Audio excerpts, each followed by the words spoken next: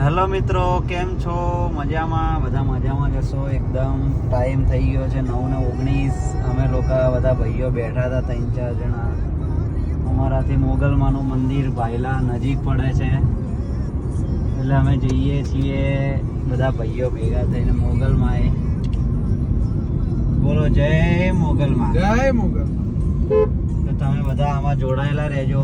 તમને બધાને મોગલમાના દર્શન લાગે પહોંચે. અત્યારે હાલ અમે પાયલા જવા માટે નીકળ્યા છીએ, આટલા જણા બધા ભાઈઓ. Hi guys. અમારી ચેનલ હજી